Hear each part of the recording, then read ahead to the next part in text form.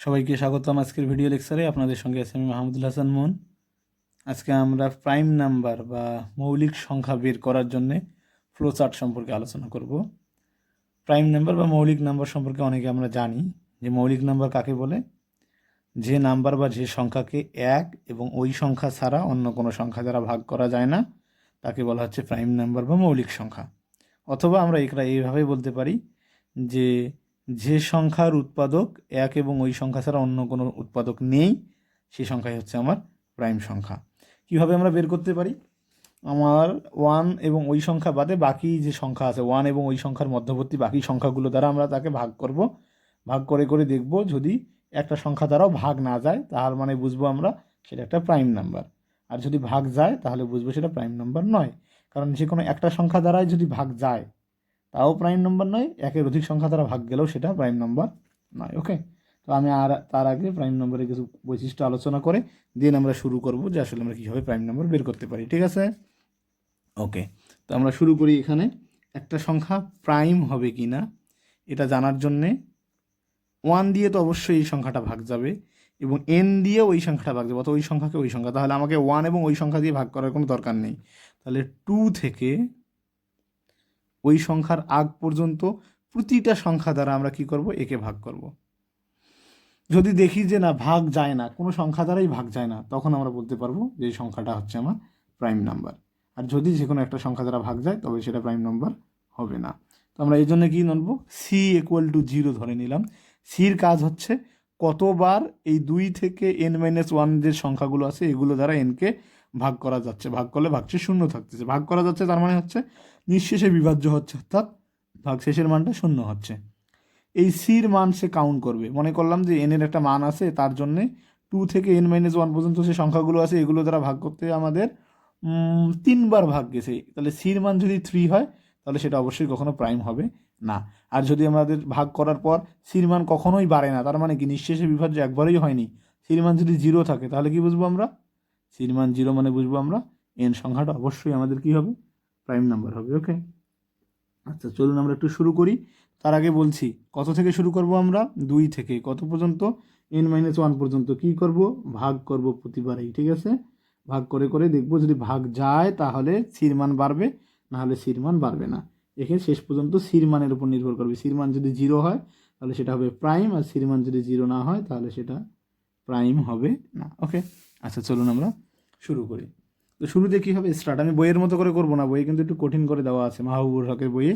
আমি চেষ্টা করবো আমার মতো করে করে দেওয়ার। অবশ্যই এটা করলে আপনার পরীক্ষায় কিন্তু ফুল মার্কস পাবেন, কোনো সমস্যা নেই, সহজ হবে আমারটা। ওকে, আচ্ছা শুরু করি আমরা। তো শুরুতে কী হবে, স্টার্ট। যেহেতু আমাকে একটা সংখ্যা প্রাইম কিনা বের করতে হবে তাহলে অবশ্যই সেই সংখ্যাটাকে আমাকে কী নিতে হবে, ইনপুট নিতে হবে। ওকে, তাহলে আমার সংখ্যাটাকে কী নিলাম, ইনপুট নিলাম। ওকে, আচ্ছা ছোটো হাতের এন বড় হাতের এন নট ফ্যাক্ট, আমরা ইনপুট নিব। এবং আমাদের কই থেকে শুরু করতে হবে, ভাগ করা শুরু করতে হবে আমার কত থেকে, ভাগ করা শুরু করতে হবে আমার 2 থেকে। যে একটু আগে আমি বললাম যে 2 থেকে ভাগ করা শুরু করতে হবে। তাহলে আমরা আই এর মান শুরুতে ধরে নিলাম, আই এর মান কত হচ্ছে 2। তাহলে আই দিয়ে আমরা এনকে বারবার ভাগ করব। ওকে, এনকে বারবার ভাগ করে দেখব ভাগশেষের মানটা শূন্য হচ্ছে কি না। এবং শুরুতে সির মান কত ধরবো আমরা, শুরুতে সির মান 0, অর্থাৎ ধরে নিলাম যে কোনো সংখ্যা দ্বারা এনকে ভাগ করা যাচ্ছে না। ওকে, দেন যদি ভাগ করা যায় তাহলে সির মান বাড়বে, না হলে সির মান বাড়বে না। আচ্ছা, দেন এখন কি হবে আমাদের, এখন আমাদের লুপ চলবে। কতক্ষণ পর্যন্ত লুপ চলবে, যতক্ষণ না পর্যন্ত আই এর মানটা n-1 এর মানের সমান হয় বা n-1 এর মানের ছোটো থাকলে চলবে। ওকে, আচ্ছা এখন আমাদের এখানে আমরা কন্ডিশন চেক করব। কি কন্ডিশন চেক করব, যে আই এর মান less than equal n-1, N এর -1 থেকে ছোট সব সংখ্যা বা n-1 তম সংখ্যাটাও যদি হয় তাহলে আমরা কি করব, যদি ইয়েস হয় তাহলে আমরা ভাগ করব, আর বের করব। আর কি হবে, n mod i। ওকে, আর যদি না হয় তাহলে কি বুঝবো আমরা, সেটা আমরা পরবর্তীতে আসছি। ওকে, এটা আমরা আগে কমপ্লিট করি। তাহলে n-1 এর থেকে যদি আই এর মান ছোটো হয় তার মানে কি আই দ্বারা ওকে ভাগ করা যাবে, আমরা ট্রাই করে দেখব। ভাগ করলাম, ভাগশেষটা কার মধ্যে রাখলাম, আর এর মধ্যে রাখলাম। এখন যদি আর শূন্য হয়, তার মানে কি নিঃশেষে ভাগ গেছে। যদি আর ইকুয়াল শূন্য হয় তাহলে কি হবে, আর শূন্য না হলে কি হবে? আর ইকুয়াল টু যদি শূন্য হয়ে যায় তাহলে কার মান বাড়বে, এই সির মান বাড়বে। আর ইকুয়াল টু শূন্য না হলে সির মান বাড়বে না। তখন কি করব, আমরা পরবর্তীতে আবার ভাগ করব। তাহলে এখানে দুইটা জিনিস আমি কি বললাম, যদি ইয়েস হয় তাহলে কি হবে, সির মান 1 বাড়বে। কারণ কি, একটা সংখ্যা পেয়ে গেছি আমরা, সেটা কি হচ্ছে, সেটা এনকে ভাগ করা যাচ্ছে, তাহলে সির মান 1 বেড়ে গেল। আচ্ছা, যদি না হয় তাহলে কি হবে, না হোক আর না হোক আমরা পরবর্তী সংখ্যাটা দ্বারা আবার ভাগ করে দেখব। আবার না হয় তারপর আবার পরের সংখ্যাটি ভাগ করে দেখব। এই জন্য পরের সংখ্যা মানে কি, আই এর মানটা 1 করে বাড়াতে হবে এবং ভাগ করতে হবে, তাই না? আচ্ছা, তাহলে আই এর মান কী হবে, I equal to I plus 1। এদিক থেকেও কিন্তু এখানে আসবে, ঠিক আছে?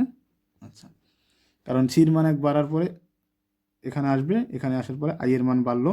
আই এর মান বাড়ার পরে আবার কি হবে, আবার এখানে গিয়ে কি করবে, আই চেক করবে। চেক করে কি করবে, এখানে আবার আর বের করবে, এভাবে চলতেই থাকবে। ওকে, সরি একটু ভুল করলাম আমি, এখানে না, এটা একটু উপরে যাবে। এই যে এখানে গিয়ে দেখবে যে নতুন যে আই এর মানটা হইলো সেটা আমার কি এন এর থেকে বা এন মাইনাস ওয়ানের থেকে ছোটো কিনা। যদি ছোটো হয় তখন আমরা আবার ভাগ করে দেখব। যদি ভাগশেষ শূন্য হয় তাহলে সির মান বাড়লো, এভাবে চলতেই থাকবে।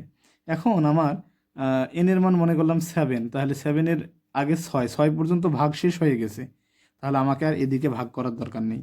যদি আই এর মান 6 সমান বা 6 থেকে ছোটো হয় তাহলে ঠিক হলো। যদি 6 মানে 7 যখন হয়ে গেল বা 6 থেকে বেশি হয়ে গেল, তখন আমরা এখানে এসে আমাদের কি দেখতে হবে, সির মানটা দেখতে হবে। যদি সির মানটা আমার শূন্যই থাকে, তার মানে কি একবারও ভাগ যায়নি, তাহলে সেটা প্রাইম। আর সির মান যদি শূন্য না থাকে তাহলে প্রাইম নয়। তাহলে এখানে এসে আমরা আবার চেক করব C equal to 0 yes or no.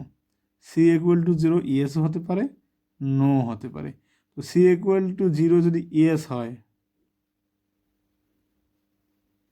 R C equal to 0 যদি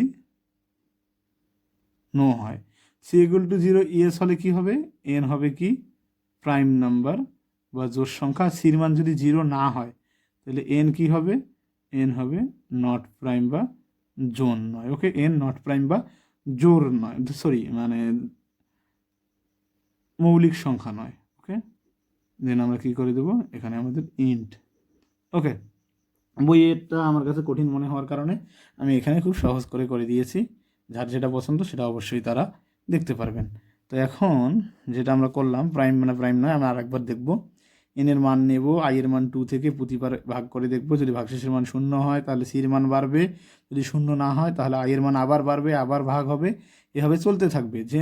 যদি আমাদের সংখ্যা যতগুলো সংখ্যা দিয়ে ভাগ করা যায় অতগুলো ভাগ করার পরে আমরা দেখব সির মান যদি শূন্য হয়, অর্থাৎ কোনো সংখ্যা দ্বারাই ওকে ভাগ করা যায়নি, তাহলে আমরা বুঝবো ওই সংখ্যাটা প্রাইম।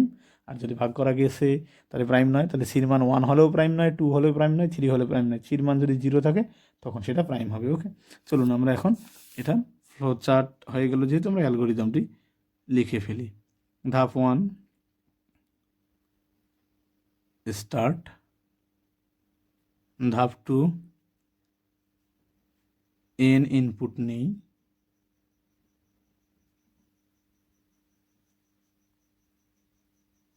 ধাপ 3-তে কী করেছি, ধাপ 3-তে I equal to 2, C equal to 0 নিয়েছি আমরা। তারপর ধাপ 4-এ কী করেছি, ধাপ 4-এ তুলনা করেছি। তুলনা করি, আমি ধাপের নামগুলো দিয়ে দিই, 1 2 3 4 5 6, এগুলো ধাপের নাম দিতে পারি আমরা, এটার নাম দিতে পারি, সমস্যা নেই। 6 7 8 9 9 10 11 12, কোনো সমস্যা নেই। আমরা তো লিখি, আমরা তুলনা করি।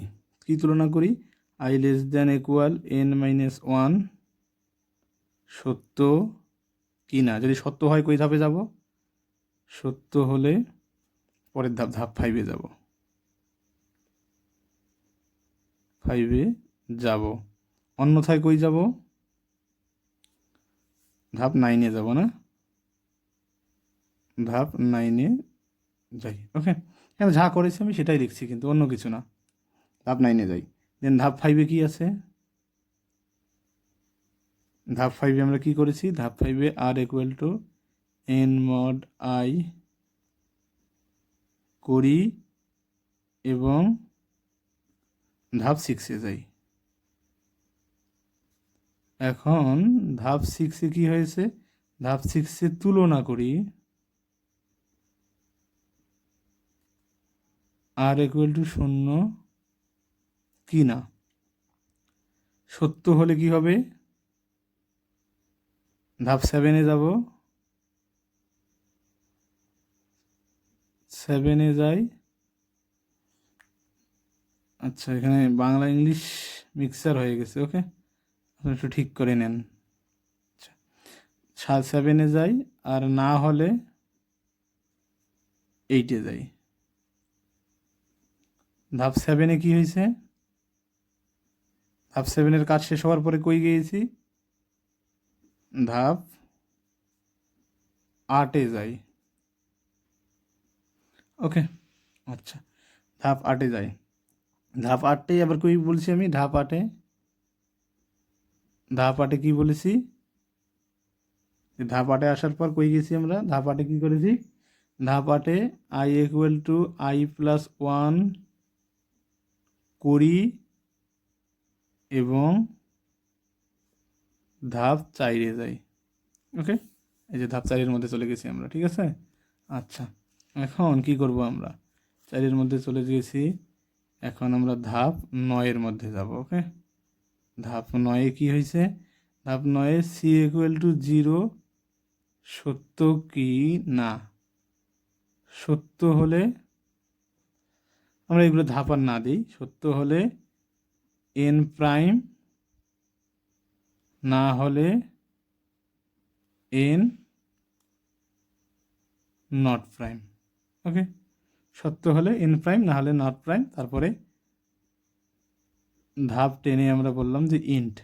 ওকে, ইচ্ছা করলে আপনারা এই দুটো আলাদা আলাদা ধাপ বানিয়ে নিয়ে লিখতে পারেন। তো আশা করি আপনারা বুঝতে পেরেছেন। যদি আপনারা না বুঝে থাকেন, ভিডিওটি আরেকবার দেখুন, অবশ্যই আপনাদের বোধগম্য হবে। আমার চ্যানেলে নতুন হয়ে থাকলে অবশ্যই চ্যানেলটি সাবস্ক্রাইব করবেন এবং ভিডিওগুলো সবার সঙ্গে শেয়ার করুন। দেখা হবে পরের ভিডিও লেকচারে। ধন্যবাদ সবাইকে।